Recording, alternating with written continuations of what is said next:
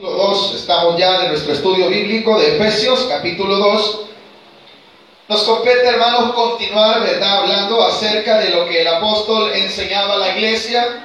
Y para aquellos que vinieron la semana anterior, se recuerdan que el apóstol en el capítulo 1, al final, presentó a la iglesia como el cuerpo de Cristo, el cual está compuesto por todos los creyentes. Y entre ellos estamos nosotros, los de este tiempo, ¿verdad? Usted y yo somos parte del cuerpo de Cristo. Por allá hay otros hermanos en otra iglesia adorando el nombre del Señor, son parte del cuerpo de Cristo. Por allá, hermanos, en otra ciudad, en otro lugar, está adorándose el nombre de nuestro Señor Jesucristo, y ellos han aceptado a Jesús como el Señor de sus vidas, también son parte del cuerpo de Cristo. Ahora, hermanos, en este capítulo vamos a encontrar, hermanos, cómo es que el Señor, habiéndonos tomado como un cuerpo, no solamente hizo eso, no solo nos colocó dentro del cuerpo de Cristo, sino que también para ello tuvo que hacer algo en nosotros. ¿Por qué razón? Porque el versículo 1 inicia con una letra que dice I. Eso da a entender que viene hablando ya anteriormente de lo mismo. Y dice el versículo 22 del capítulo 1, dice así: sometió todas las cosas bajo sus pies y lo dio por cabeza sobre todas las cosas a la iglesia, la cual es su cuerpo, la plenitud de aquel que todo lo llena en todo. Versículo 1, y él, refiriéndose al que hizo todo eso, al que dio todo, hermano, el poder a nuestro Señor Jesucristo, Dios el Todopoderoso, no solamente hizo eso, nos colocó como su cuerpo, pero también dice algo, versículo 1, y Él os dio vida. Ahora, cuando dice la palabra os dio vida a vosotros, no se refiere, hermano, a la vida terrenal que ya teníamos. Esta vida nos la heredaron nuestros padres. Por eso es que usted, cuando ve al cipote, dice, se parece a mí. Y la abuela, ¿verdad?, que no podía, la cipote le dice, se parece al abuelo. ¿Va que sí? Porque son rasgos físicos heredados por los padres. De la vida de la cual está hablando el apóstol es a la vida espiritual, a la vida, a la comunión con Dios, a la heredad eterna a la cual Jesús nos llamó. Porque usted y yo nacimos bajo pecado, todos. Por muy bonito que sea el cipote, hermano, cuando nació, cuando usted le ha contado que era bien gordito y que el doctor tanta alegría tuvo que le dio un paro cardíaco, no sé por qué, ¿verdad? No sé si se asustó o qué, hermano. Esa vida no es la que está hablando el apóstol. Esa vida, por muy bonito que nos hayan dicho que éramos, nacimos bajo pecado. ¿Estamos de acuerdo en esto? A muchos les ofende cuando se trata de esto, pero es que la palabra de Dios lo dice así. Claro, hermano, hay una edad de inocencia en la cual, ¿verdad?, un niño pues no practica tanto el pecado como un adulto. ¿Por qué razón? Porque está en esa edad de la inocencia, pero su nacimiento fue bajo pecado. Entonces, ¿qué significaba estar bajo pecado? Significaba estar muerto. Adán cayó, y cuando cayó Adán, ¿qué perdió, hermano? Murió. No solamente perdió su comunión con Dios, sino que murió y se volvió esclavo del pecado. Y desde entonces todos los hombres nacimos iguales. Pero ¿qué quiere decir la palabra y Él os dio vida a vosotros? ¿Qué quiere decir? Que nuestro estado en que nos encontrábamos, ¿cuál era? ¿Cuál era entonces nuestro estado si dice que Él nos dio vida a vosotros? Que estábamos muertos. ¿Por qué razón? Por causa del pecado. Quiere decir el versículo 1, hermano, nos describe cuál era nuestra condición. Pablo está enseñándole a la iglesia cuál era la condición en la cual nos encontrábamos. Ninguno de nosotros, hermano, era bueno. Nadie, por mucho que usted lo haya llevado a la iglesia, hermano, dentro de su naturaleza pecaminosa, usted tenía que venir a Jesús para encontrar la vida que Él da. De lo contrario, como dice la palabra de Dios, éramos hijos de desobediencia. El versículo 1 dice claramente cuál era nuestro estado. Antes de venir a Jesús, ¿cómo estábamos? Muertos. ¿Qué dice el versículo 1? Y os dio vida a vosotros cuando estabais como muertos en vuestros delitos y pecados. Son dos palabras que aparecen allí. En eso nosotros vivíamos, en el pecado. Esa era nuestra condición. Cada uno de todos nosotros, la palabra de Dios en el versículo 1 nos está describiendo nuestra condición. La palabra delito da a entender que estábamos delinquiendo, estábamos irrumpiendo algún orden. Y la palabra que sigue, pecados, era lo que practicábamos, con lo que nosotros irrumpíamos la ley, con lo que nosotros nos habíamos rebelado en contra del pecado. Tanto, hermano, que la palabra pecado en griego significa amartía, que tiene su significado que es errar en el blanco. ¿A dónde nosotros andábamos? Pensábamos que andábamos bien porque vivíamos, porque estábamos vivos según nosotros, pero estábamos errando. Caminábamos, hermanos, en el error. Todos los que antes no conocíamos al Señor Jesús, así vivíamos.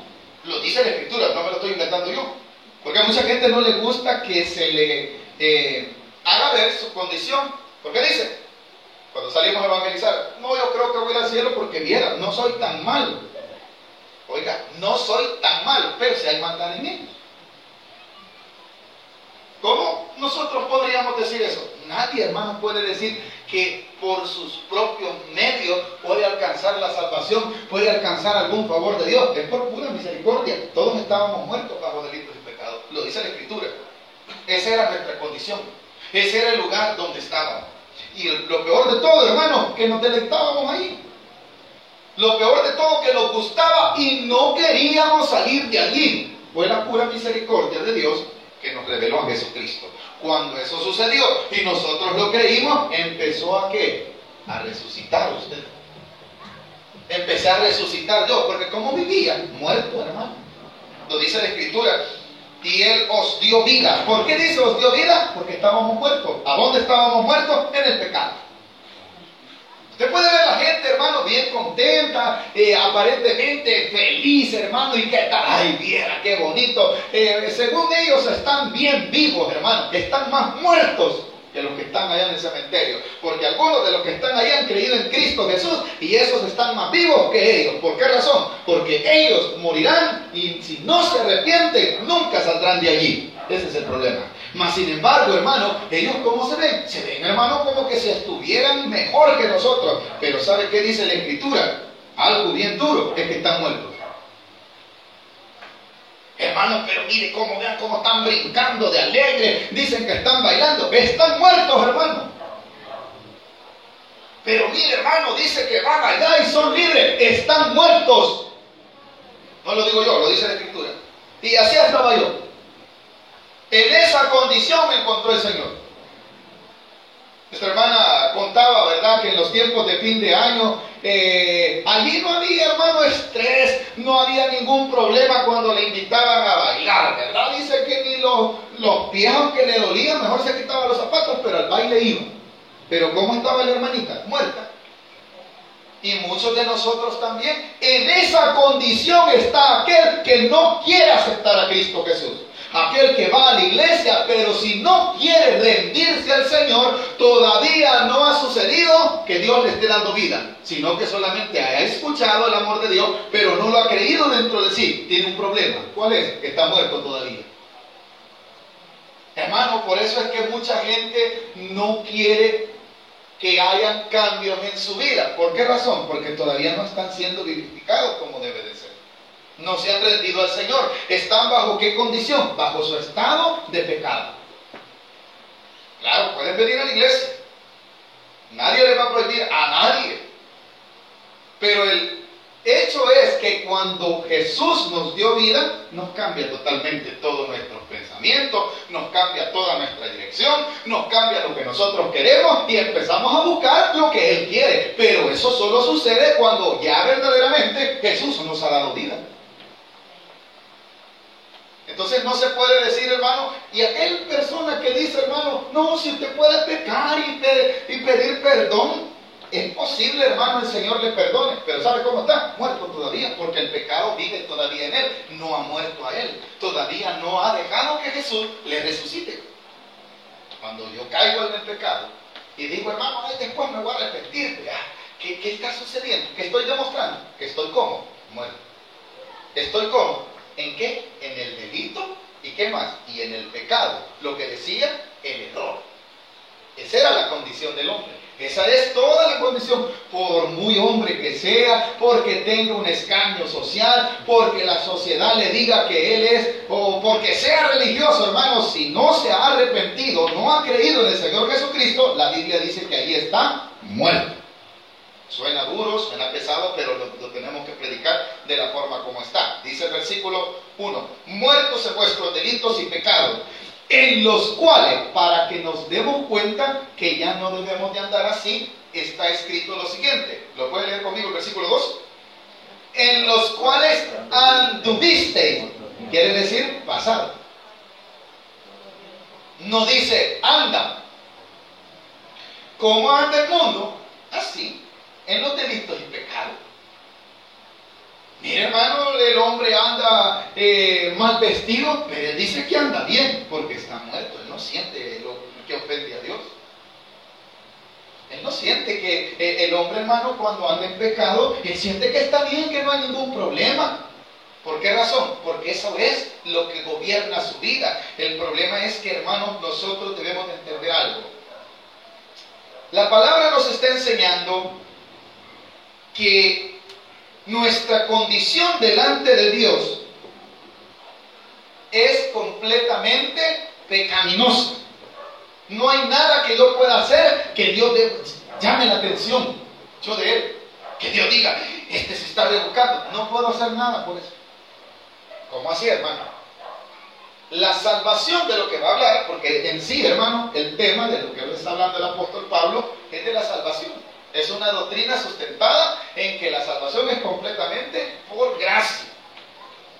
Que no hay ninguna intervención humana. La única parte humana que existe en la salvación es que usted crea lo que la palabra de Dios dice. Ese es lo único que usted y yo puedo hacer por la salvación. Pero de allí, de que, hermano, el Señor se haya fijado en mí porque yo tengo algo bueno, es mentira. Ya lo va a decir la Escritura. Versículo 1. Estamos viendo nuestra condición en el versículo 1 y en el versículo 2, ¿verdad? En los cuales anduvisteis. Ahora, ¿cuándo fue esto? En otro tiempo. En otro tiempo, ¿qué seguíamos, hermano? Las corrientes de este mundo. Miren, mis amados hermanos, hay que entender algo.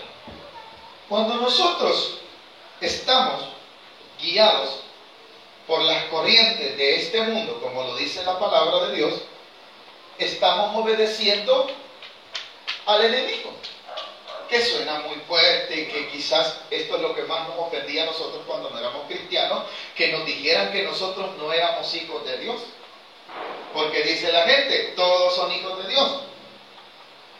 Eso tiene una confusión en la gente que no la hace entender que hijo de Dios es aquel que ha creído en Jesús como el Señor de su vida.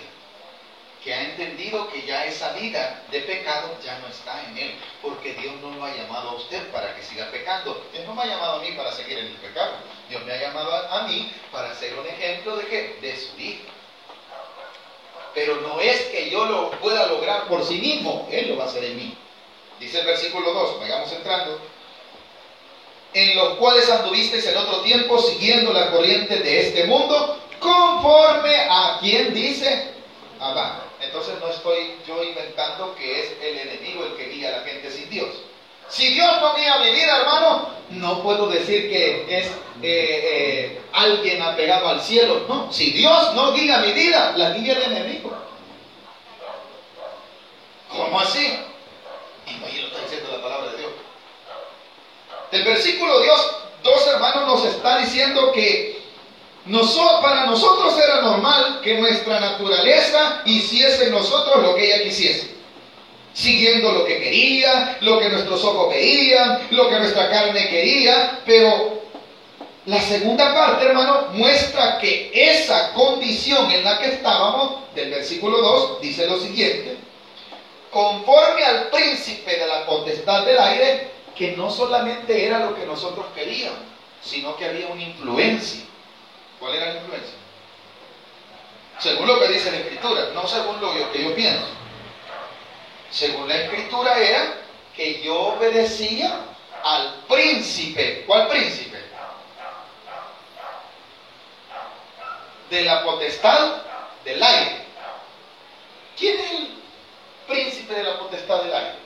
Es un título dado a Satanás.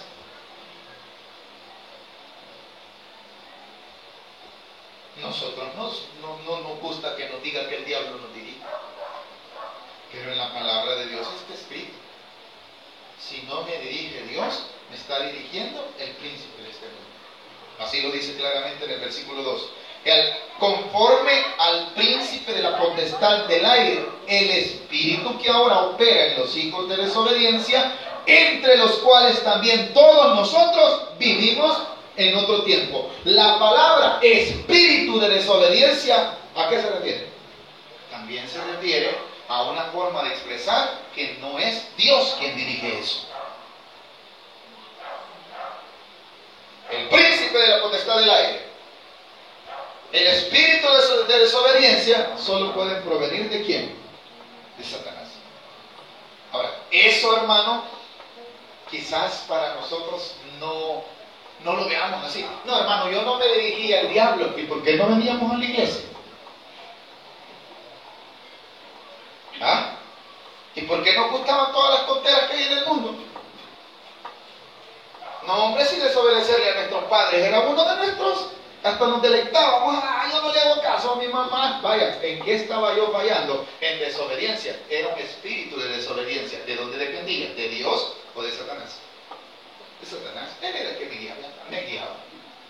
Les he contado, hermano, que tuve un problema una vez.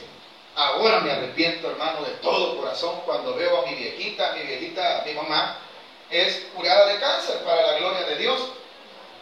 Ella le han quitado un seno por problemas de cáncer. Y ahora, hermano, ya viejita, yo me doy cuenta cuánto daño le hice cuando era inconverso. Yo salía, hermano, y no llegaba a la casa. Y la viejita ya iba a tocarle a los compañeros: no andaba con ustedes, Luis. Luis amanecía en otra parte. Ahora me da vergüenza. Me arrepiento de eso que hice, porque yo le causé daño a ella. ¿Qué estaba operando en mí? El espíritu de desobediencia. Porque ella me decía: van a salir tal hora, tenés que venir. Y ¿a qué hora llegaba yo? A la hora que me daba la gana, según yo. No, el espíritu de desobediencia era el que estaba operando en mí. No era cristiano en ese tiempo. Me arrepiento y lo cuento como un testimonio. Me da vergüenza, sí, hermano. Pero ¿qué cree usted que operaba en mí? Pongo un ejemplo, porque si les digo: hermanos, ustedes operaban el espíritu de desobediencia. Hermanos, ustedes están diciendo que el diablo operaba en mí. ¿Y quién más? ¿Quién más? Miren, eran las 7 de la noche y yo en el pueblo. Yo vivía en un cantón como a 3 kilómetros y medio. Y el único transporte que teníamos era una bicicleta. Eran las 7, a las 8 ya empezaba a afligirse la viejita. Se llegaron las 9, las 10, las 11, a las 8 de la mañana apareció. Por pura misericordia. No, pero según yo, hermano, ya la chelada me tomaba en cuenta. ¿Por qué? Porque ya no llegaba yo a la casa. Era un hombre, ¿sabe qué era, hermano? Un macho sin rienda, como dicen popularmente, ¿verdad? Que nadie lo detiene. Según yo, el diablo me había puesto una rienda. Él era el que me dirigía.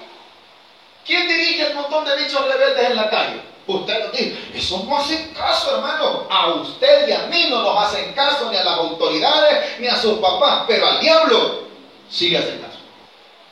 Anda a matar, allá van, ve. Anda a robar, allá van. Anda a extorsionar, anda a fumar marihuana, anda a revelártele a tu mamá. ¿Quién los está mandando? ¿A alguien se están sujetando? Eso es lo que está diciendo el versículo. Y lastimosamente en otro tiempo nosotros éramos así. En otro tiempo, lo está aclarando la palabra, ¿verdad, hermanos? Eso que usted ve, hermano, que tiene convulsionado la sociedad de nuestro tiempo, nuestro país, el mundo entero, ¿qué cree usted que es? Obediencia al enemigo. Obediencia al enemigo. No, hombre, si nadie te va a decir Vos estás joven, le dicen los consejos a la gente. No, hombre, dale con todo, si la vida para eso se hizo. El enemigo, esos son versículos satánicos. No, hombre, si el mundo se va a acabar, disfruta este tiempo. No, hombre, si mira, vestite como te da la gana. No, hombre, si para eso estás joven, cuando te viejito no te vas a poder poner eso. ¿Quién está operando en esta gente, hermano? Bueno, no les dice vestirte, te vestiste, les dice, porque chulones andan. Amén. Pero ¿quién cree usted que les está guiando a que anden chulonas? Mire, hermano, cuando nosotros, hoy, en este tiempo, alguien ande recatado, una cipota anda recatado, uy, vos sos bien anticuada, le dicen. ¿Qué le están queriendo decir? Que no está igual que ellas. ¿Qué quieren ellas? Que ande igual que ellas, porque ellas tienen la guía. El espíritu de desobediencia. Por eso la Biblia nos está aclarando en esta tarde. Que en eso vivíamos en otro tiempo. Más ahora, dice el versículo, estamos entendiendo que se suena, hermano, como algo difícil, pero era nuestra condición. Y es la condición del mundo actual. No solo del tiempo del apóstol Pablo.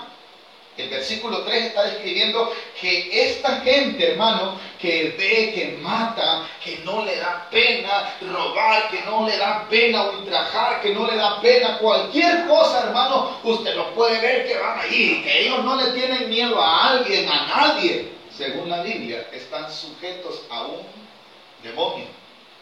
Según la Biblia. No sé dónde estoy pensando. Si no, quitémonos de aquí, ¿verdad? Pero la Biblia dice que por algo están desobedeciendo, porque dice del versículo 2 estamos, ¿verdad? En los cuales anduvisteis en otro tiempo siguiendo las corrientes de este mundo. ¿Cuáles son las corrientes de este mundo? Conforme al príncipe, ¿de quién? De la potestad del aire. Pero no solamente le obedecen a él. ¿A quién más le obedecen? El espíritu que ahora opera en los hijos de desobediencia, entre los cuales también, versículo 3 esto ya, todos nosotros vivimos en otro tiempo. Miren, en la misericordia de Dios, en el transcurrir del Evangelio, hemos conocido gente, hermano, que ha sido bastante tremenda y que Dios los ha cambiado. Verdaderamente. Yo me quedo con la boca abierta y le pido misericordia al Señor para que esos cambios sucedan en nuestra vida. Hemos conocido gente, hermano. Mire, hay un hermano en la iglesia que fue como 4 años, si no me equivoco, directivo de la iglesia. O ya no está ejerciendo como directivo, está ya de edad. Este hermano cuenta su testimonio que él pusiese un pie en una iglesia. Hermano, verdaderamente tenía que suceder un milagro. Su congregación se llamaba Villar. Le decía a la esposa, vamos a la iglesia, hijo. Y le decía un montón ya se imagina qué, andate vos, le decía. Y él todo el día pasaba en el billar. Incluso la hermana cuenta que a veces al billar le pasaba a decir, hijo, ya voy a venir. Y él en el billar. ¿A quién obedecía el hermanito? Igual que aquí. Porque nosotros estamos poniendo un ejemplo. Te voy a preguntar, ¿quién de ustedes era el que iba al billar? No pregunte esa, venga, hermano. Ese, pero dice, un día el Señor lo tocó, hermano. Y este viejito se metió con Dios, con todo, hermano. Le vinieron pruebas. Su esposa, la que oraba para que se convirtiera, le dio parálisis, hermano, que no podía caminar. El doctor la desabució y la dejaron en una cama. Y era una vez, hermano, se oró por ella y la gloria sea para el Señor, que lo que le dijeron que tenía en la columna se le quitó y la viejita se levantó. Recién convertido, hermano. Y hasta, miren, nosotros sí somos los cristianos, a veces nos falta la fe. Le voy a hablar personalmente. Yo llegué a pensar, porque como él se acababa de convertir y le sucedió eso a la esposa, dije, el hermano va a debilitarse. Y no, hermano, era Dios forjando en él un carácter de cristiano. Porque nomás se convirtió, le sucedió eso a la esposa. Cualquiera puede, ya no va a ir el hermano con esta prueba. No, hombre, el hombre se bautizó y siguió adelante. Y llegó a ser 4 años directivo de la iglesia. Y directivo activo. Para la gloria de Dios. Y le han pasado pruebas, hermano. Y dejó el billar, que él lo cuenta. Y no lo dice, hermano, como jactancia, sino que es la obra humillaba. Lo mismo que en el versículo 3 a nosotros, porque es para nosotros. Estamos poniendo el ejemplo de otro hermano. Pero ahora, hermano, pongámonos nosotros como ejemplo. ¿Dónde vivíamos? A esta hora que estábamos haciendo, hace 1, 2, 3, muchos quizás 20 años, otros quizás días. ¿Qué hacíamos? Perder el tiempo. Estábamos frente a un gran televisor viendo la novela, la misma historia de siempre con el nombre diferente. Y el mismo trama. Adulterio, fornicación, hay una que quiere el marido de la otra y a la otra le metida. La misma novela de hace 70 años, hermano, si lo único que le han cambiado es el nombre. Y los nombres, que algunos hasta nombres de novela le ponen a los bichos. ¿Pero qué está vendiendo eso, hermano? Pecado, ¿sí o no, hermano? Y ahí estábamos, y nos invitábamos al culto, ni volteábamos, no puedo ir. ¿Cómo va a poder ir si lo estaba viendo el televisor? Amén. Pero imagínense. Y la gente allí estaba guiada por eso. ¿Por qué? Lo dice el 3, entre los cuales también todos nosotros. ¿Qué dice? Vivimos. Aquí no, yo solo en la iglesia pasé. Sí, pero en su corazón y en su mente hubieron malos pensamientos. ¿Qué fue? La parte natural. Estábamos muertos allí. Ahora Dios nos ha dado vida, hermano. Usted se goza al cantar una alabanza. Usted ahora esto le siente gozo, le siente alegría, porque Dios lo ha hecho en usted. No ha sido el pastor, no ha sido la iglesia. Eso es porque usted resucitó. ¿Y quién lo resucitó? Cristo Jesús. De eso estaba hablando el apóstol. Versículo 3. No lo hemos terminado, ¿verdad?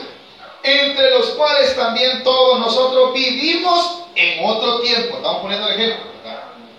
Mire, nos da vergüenza a veces contar las cosas incorrectas que hicimos. Nos da vergüenza, a mí me da pena.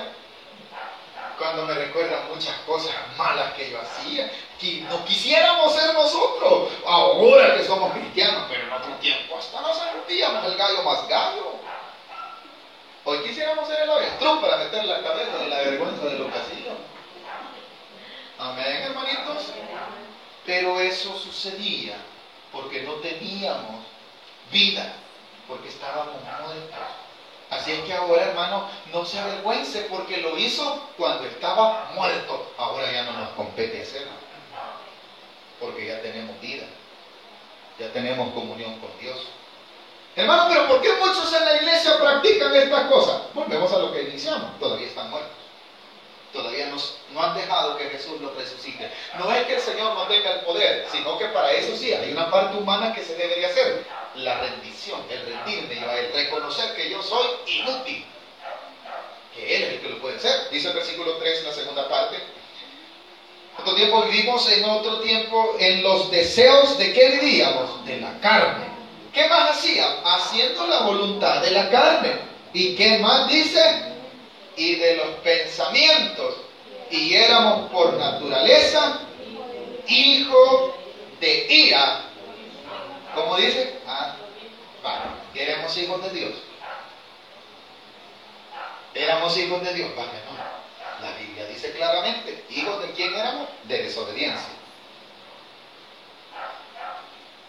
Una pregunta, ¿cómo le llamó Jesús a Satanás? ¿Padre de qué? ¿Cómo se llama la hija del diablo? Esa es una novela. No, la Biblia lo dice. Dice que Satanás es mentiroso desde el principio, ¿verdad? ¿Qué más? Dice que es padre de mentira. La hija del diablo se llama la mentira. Cuando yo miento, me convierto en la hija del diablo. Porque estoy practicando lo que por naturaleza Él es. Él es mentiroso, dice la palabra de Dios. Cuando el versículo 3 dice al final, éramos hijos de ira, ¿por qué razón? Porque no hacíamos lo que Dios quería, sino que hacíamos todo lo contrario. Nosotros ahora nos admiramos de muchas cosas y hasta nos sorprendemos, hermano. Mire esta gente cómo es de sinvergüenza pecando. Y naciéramos nosotros. El 1 de enero ya amanecíamos en la playa, hermano. Ni nos acordábamos del año pasado por la gran zumbera que habíamos agarrado. Pero eso era, nosotros nos sorprendemos. ¿Por qué? Porque tenemos otra naturaleza. Ese es lo que Dios hizo en nosotros. Que usted aborreciera eso, pero en otro tiempo eso era lo que amábamos. Lo que amábamos. Contábamos lo que pasa a nosotros, ¿verdad? Cuando nos dan nuestra canasta en la empresa. Y nosotros, ay, guarda, trae cerveza, trae para nosotros, pero para otros hermanos, el que una canasta navideña esté buena, que lleve una gran pacha. Y si es pata de elefante o de mamut, mejor. ¿O no, mis amados hermanos? Que lleve churros, que lleve galletas, eso lo hacen a un lado. Pero si lleva guaro, para ellos es bueno. ¿O no, hermanos? En otro tiempo nosotros éramos así, porque estábamos muertos. Así lo dice claramente la Escritura. Éramos hijos de ira. Y los hijos de ira dice que era porque en ellos operaba el espíritu de desobediencia. Así dice el versículo al final. Lo mismo que los demás. Hay una enseñanza clara que es necesario resaltarla también en estos 3 versículos. Y es que Dios nos está exhortando a que haya cambios en nuestra vida. El 1 de enero nos tocó predicar en la iglesia central y Dios nos puso un mensaje por ahí. Algún día lo vamos a predicar aquí. Y el hermano, ¿cuántos que queremos un año diferente? Para eso es necesario que nosotros seamos diferentes. El año no es que va a ser diferente. Si yo sigo de desobediente, ¿qué va a cambiar? Nada, hermano. Yo tengo que cambiar para que el año sea bueno, para que el año sea de bendición. Si yo sigo en el pecado, si yo sigo haciendo las tonteras que la carne me pide, que los pensamientos me piden, ¿qué va a cambiar? Va a empeorar la situación. Pero si queremos que el año sea diferente, cambiemos nosotros. Propóngase, hermano. En el nombre del Señor. Yo sé que el Espíritu Santo le toca a veces. ¿Cuántos tenemos el Espíritu Santo dentro de nosotros? Entonces no nos toca. Él vive dentro de nosotros y nos dice, mira, es tiempo que cambiemos esto. A mí el Señor me ha dicho, es tiempo que cambie esto. Ya predicar la palabra y todavía están haciendo eso. A mí me sucede. Y me da vergüenza. Pero me sucede. Vos, predicador, imagínate lo que estás diciendo y haciendo y pensando. Pero ese es cuando hay Espíritu Santo. Aquí no vamos a venir a decir, hermano, dice que yo siento. No, hermano, si el Señor toca nuestros corazones. Hay mensajes que aquí estamos predicando para vos. ¿Y vos quién sos? Pero hay que decirlo para que Dios haga la obra en nosotros. Hermanos, vamos, el estudio de Efesios, pero el capítulo 2 no lo dejamos, hermano. Eso era para otros hermanos, sin vergüenza sería. ¿O no, mis amados hermanos? Hablemos del amor, hermano, del perdón de los pecados, hermanos. No, si hay que cambiar lo que nos está pidiendo del 1 al 3, eso es lo que nos está demandando la palabra de Dios. Que hayan cambios en nuestra vida. Que ya en otro tiempo nos correspondía vivir así. En otro tiempo cuando no teníamos a Cristo porque estábamos muertos. Pero ahora estamos vivos. Y bien vivos. Porque dice el versículo siguiente. Pero Dios, 4, que es rico. ¿Cuántos creemos que Dios es rico? No solo de dinero, sino que de misericordia. Entonces, hermanos, si vemos nuestro estado, el versículo 4 va a darle toda la gloria y el crédito de que nosotros somos. Es porque Dios es rico y de su riqueza nos dio. 4, léalo conmigo. Pero Dios, que es rico en misericordia por su gran amor con que nos amó, ¿quién de nosotros se merece algo? Nada. Lo que se merece era la ira, según lo que dice el versículo anterior. Lo que me merecía yo, lo que se merece todo el mundo, es la ira de Dios. Pero Dios, en vez de traer su ira, trajo su amor.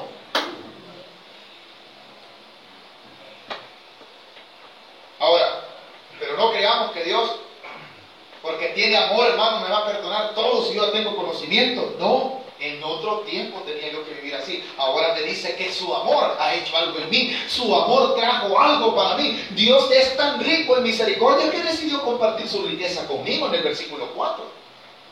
Dice lo siguiente, que nos amó con su gran amor, así lo dice, ¿verdad? 5. ¿cómo dice?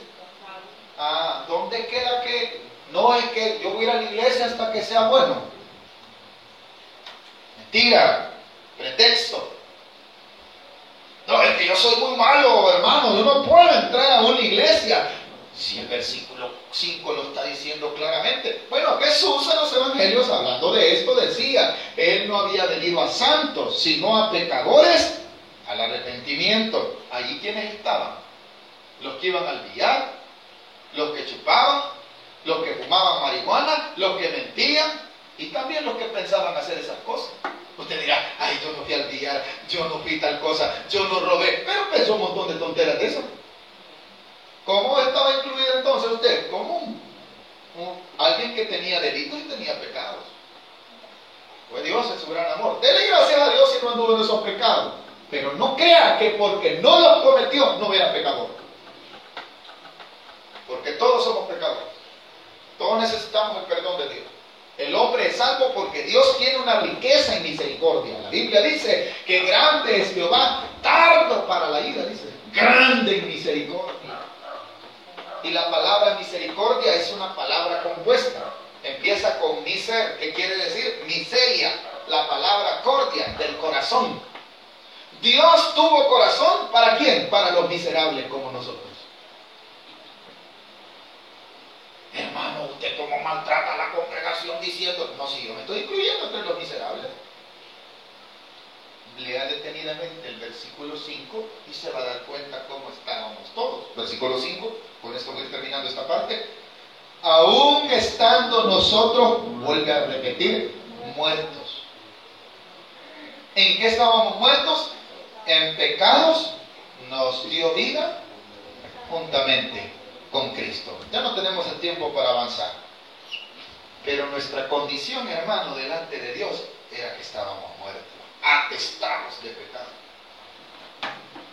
Si por pura misericordia venimos a una iglesia y nos estamos convirtiendo, por pura misericordia, si aún así dentro de nosotros quiere salir la bestia, hermano, ¿qué está diciendo? Es cuando no nos enojamos.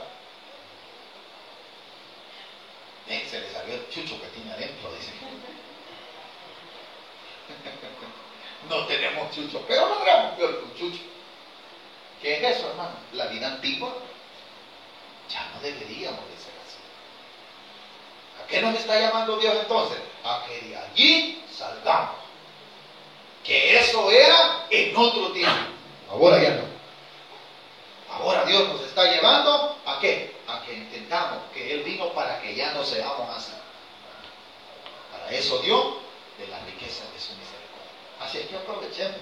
Porque más adelante dice que nosotros para eso fuimos salvos, por pura gracia, para que las obras buenas, que no son mías, sino que Dios las preparó de antemano, dice. Que las obras buenas, ¿de quién son entonces? No son de Dios. Pero se manifiestan en usted por la pura misericordia de Dios. ¿Hemos aprendido algo esta noche, hermanos? No es para que vaya decepcionado. El hermano me dijo miserable. Me dijo que estaba muerto en el pecado. Me dijo un gran sinvergüenza. Que todos nosotros así estábamos. Era nuestra condición. La riqueza de la misericordia de Dios trajo a nosotros la vida. Amén, hermanitos. La gloria sea para nuestro Dios. No logramos avanzar más versículos, pero para eso queda el otro